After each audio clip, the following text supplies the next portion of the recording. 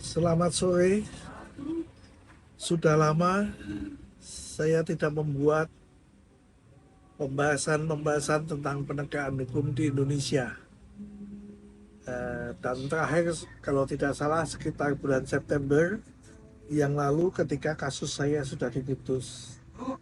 Saat ini kita akan bertemu lagi untuk membahas tentang penegakan hukum di Indonesia, khususnya di akhir Presiden ke-7, Presiden Jokowi, dan menyongsong periode ke-8, yaitu dengan presiden yang baru, Presiden Prabowo. Kita akan membahas beberapa kasus yang saat ini menjadi pembahasan publik atau bahasa lainnya viral, dan juga tentang kelanjutan kasus saya. Kasus saya yang dimuat di video yang lalu pada awal September 2024, Majelis Hakim Pengadilan Negeri Purwokerto telah memutuskan saya tidak terbukti melakukan tindak pidana penggelapan bersama-sama dengan mantan manajer Koperasi Serba Usaha Arta Megah, karena saya dituntut 2 tahun, dianggap jaksa terbukti melakukan penggelapan bersama-sama dengan manajer, yaitu pasal 372 Junto pasal 55 ayat 1 ke 1. Dari fakta persidangan tidak ada bukti sedikitpun yang mendukung dakwaan jaksa.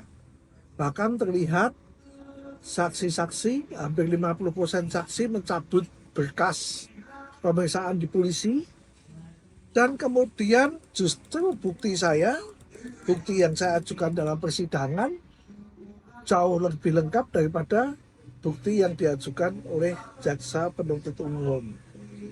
Berdasarkan fakta-fakta tersebut, Majelis Hakim memutus membebaskan saya dari seluruh dakwaan jaksa penuntut umum.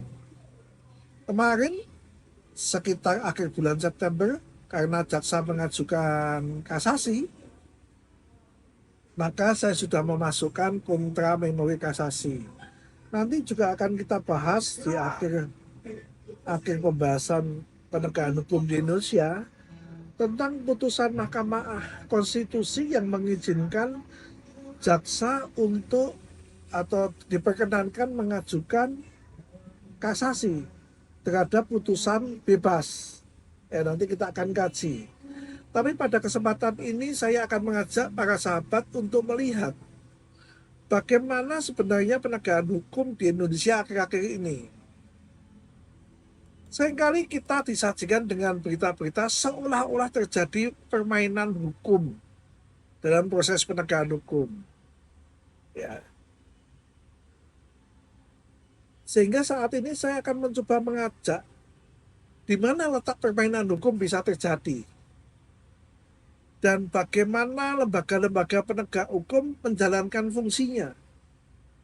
Oleh karena itu, saya akan mencoba mengajak membahas kasus satu persatu yang sedang viral, tanpa maksud untuk melakukan campur tangan ke dalam penanganan kasus tersebut, karena saya tidak mendapat kuasa untuk menangani kasus tersebut, dan tanpa maksud pula menyudutkan pihak-pihak yang terlibat. Ya. Namun semata-mata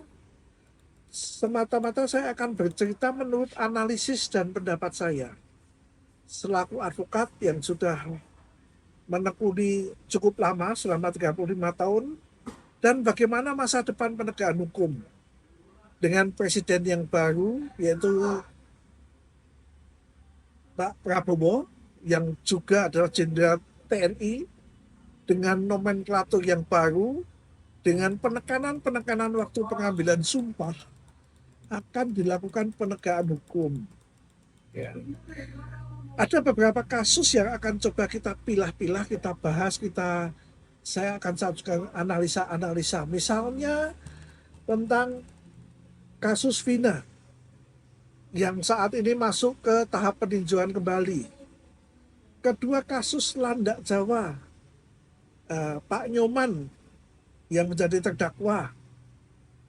lalu kasus lingkungan hidup di Jepara, lalu kasus anak Alif Maulana yang meninggal, kemudian ditemukan 7 jenazah di Kali Bekasi, kemudian yang sedang ramai lagi kasus guru honorer Supriyani dari Sulawesi, kemudian kasus Ronald Tanur yang kemudian berujung pada penangkapan mantan pejabat MA karena menerima gratifikasi yang jumlahnya fantastis, hampir 1 triliun.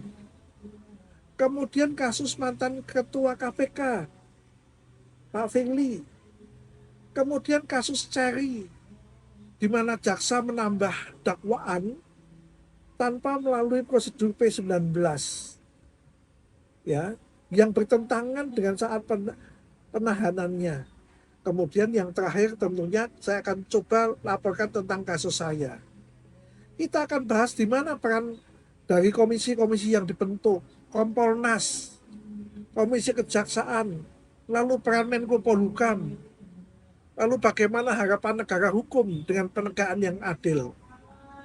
Nomenklatur Pak Jokowi dan presiden sebelumnya, dan kemudian nomenklatur Pak Prabowo dengan masuknya pengacara pada posisi menteri koordinator dan wakil menteri koordinator, tentunya menjadi sebuah kajian yang akan coba saya analisis dan saya sampaikan sehingga kita bisa melihat potret dari penegakan hukum pada masa kepemimpinan Presiden Prabowo yang akan datang.